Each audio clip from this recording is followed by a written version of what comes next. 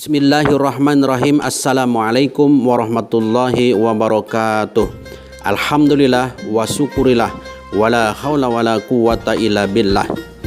Asyhadu an la ilaha illallah wa asyhadu anna Muhammadan abduhu wa rasuluh alladzi la nabiyya wa la rasula ba'da.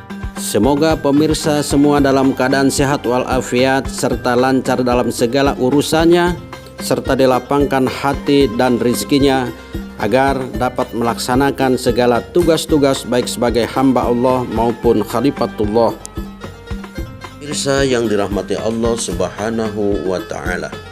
Adapun pembahasan kita kali ini adalah tentang moralitas ideologi bumi. Namun sebelumnya kami memohon kebersamaannya di channel ini dengan tetap mensubscribe, like, share, dan komennya, dan jangan lupa untuk tetap menyalakan tombol loncengnya agar tidak ketinggalan pembahasan dan update-update dari channel peradaban ini. Pemirsa rahimakumullah, yang pertama, pengertian moral. Akhlak atau moral atau etika berarti sikap, perilaku atau perbuatan yang berhubungan dengan orang lain, yang disertai penilaian baik dan buruk, terpuji atau tercela. Apabila ditanamkan sesuatu perbuatan secara konsisten, diulang-ulang terus-menerus sehingga menjadi suatu kebiasaan, tidak tergantung apakah kebiasaan itu semula dipandang kurang pantas, apalagi tidak tercela, atau memang sudah dipandang baik, maka kebiasaan ini menjadi tabu dilanggar. Dalam perkembangan ini, kebiasaan itu telah menjadi nilai yang mempunyai daya ikat untuk tidak diselisihi atau dilanggar. Ia telah berfungsi sebagai norma. Terdapat dua fungsi norma, yaitu ke depan berfungsi sebagai penuntun dan ke belakang sebagai tolok ukur. Dengan catatan, norma adalah seperangkat nilai yang sudah dibakukan untuk menuntun ke arah perbuatan atau sikap yang baik, sekaligus sebagai alat ukur untuk menilai apakah perbuatan itu sesuai dengan norma atau tidak. Dalam hubungannya dengan kesadaran norma manusia, terdapat tiga bidang norma perbuatan manusia, yaitu norma etik, etiket, dan norma hukum. Berikut adalah penampang segi-segi pengertian norma tersebut. Perbedaan etika dan etiket. Etiket adalah cara perbuatan harus dilakukan, sedangkan etika atau moral memberi norma tentang perbuatan itu sendiri. Apakah perbuatan itu boleh dilakukan atau tidak?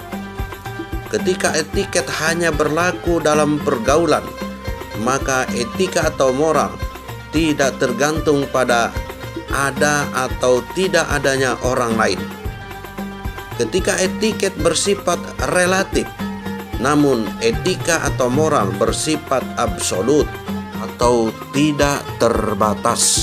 Etiket memandang manusia dari segi lahiriah, sedangkan etika atau moral memandang manusia dari segi lahirnya dan batiniahnya. Perbedaan moral dengan hukum. Hukum sudah terkodifikasi atau tertulis secara sistematis dan objektif. Namun moral tidak tertulis dan sifatnya subjektif. Objek hukum adalah yang lahir, tampak saja, legal formal. Sedangkan moral, objek moral adalah bersifat ke dalam. Sanksi hukum dapat dipaksakan, sedangkan sanksi moral tidak bisa dipaksakan.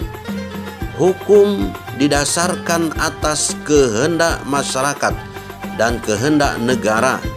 Hukum bisa diubah dan dibetulkan oleh masyarakat, sedangkan moral didasarkan pada norma moral yang melebihi para individu dan masyarakat.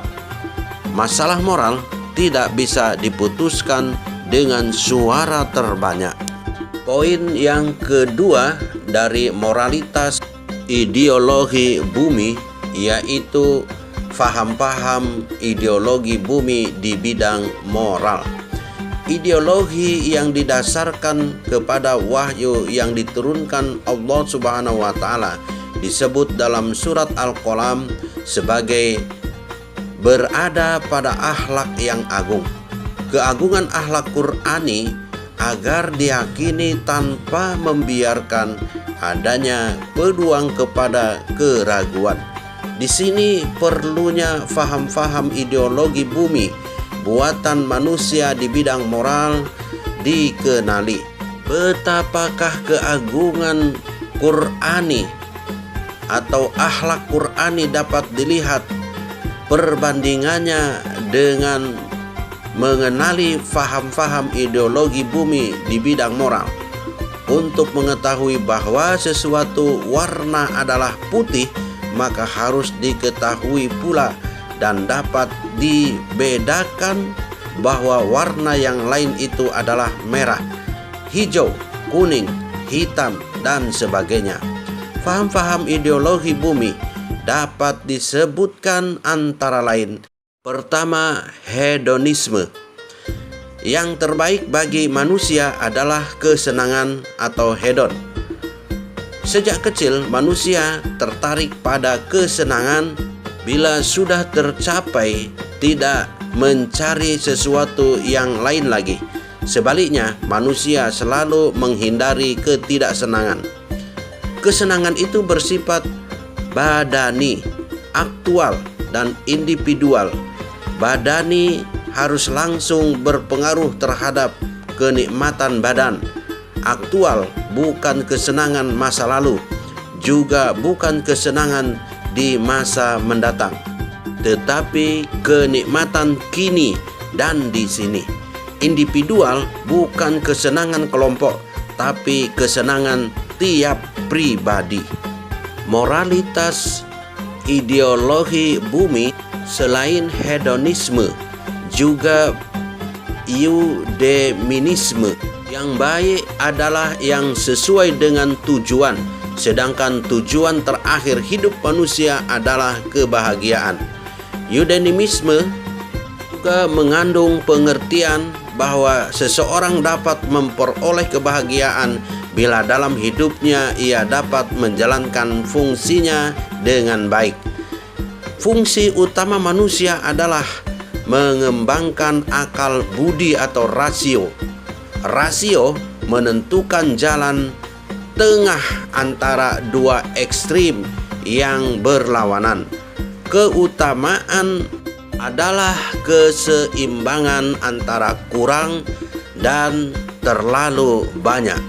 Berani yaitu jalan tengah antara gegabah dan pengecut. Murah hati merupakan jalan tengah antara sikap, fikir, dan boros. Manusia itu baik jika selalu mengadakan pilihan-pilihan rasional dalam perbuatannya dan mencapai keunggulan dalam penalaran intelektualnya. Orang itulah yang disebut bahagia.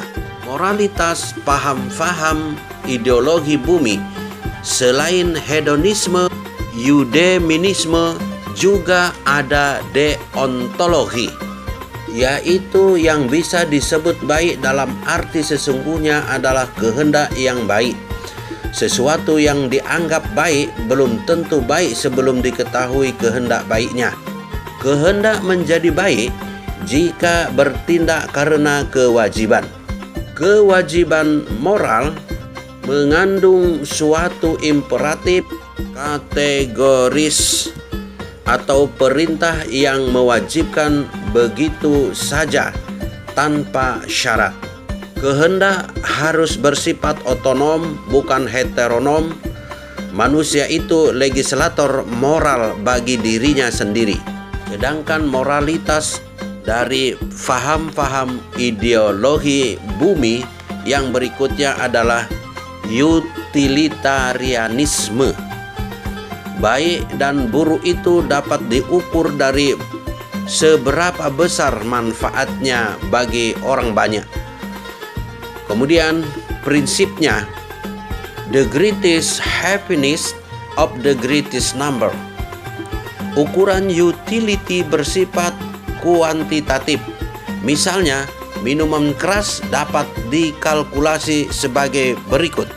Ketika seseorang dirasuki kemabukan akibat minuman keras, dikatakan senang ketika intensitas membawa banyak kesenangan. Kemudian kepastian, kesenangan pasti terjadi. Jauh dekat, kesenangan timbul cepat. Namun ketika seseorang dirasuki kemabukan, dikatakan merupakan ketidaksenangan, manakala lamanya singkat. Akibatnya kemiskinan, nama buruk, tidak sanggup bekerja. Kemurniannya dapat diragukan dalam keadaan mabuk, sering tercampur unsur ketidaksenangan. Wallahu a'lamu bissawab. Assalamualaikum warahmatullahi wabarakatuh.